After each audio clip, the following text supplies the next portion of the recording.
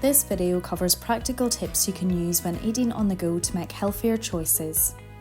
If you normally choose a cooked breakfast, opt for boiled, poached or scrambled egg instead of fried. Consider toast instead of fried breads if you can, and order a smaller fry instead of a large fry.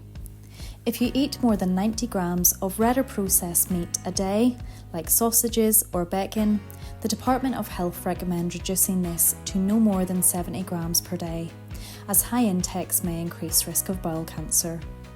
Consider swapping bacon or sausages for egg, beans, extra mushrooms or tomatoes if you eat them regularly. Use a napkin to dab excess oil off meats and cut the visible fat off bacon. At the deli or sandwich counter, a sandwich or toastie can be a tasty, filling and healthy choice. Whole grain breads are high in fibre and will leave you feeling fuller for longer. For variety, you could try a wrap or pita bread. Choose butter or sauce rather than both, and opt for lower fat sauces like light mayonnaise or mustard.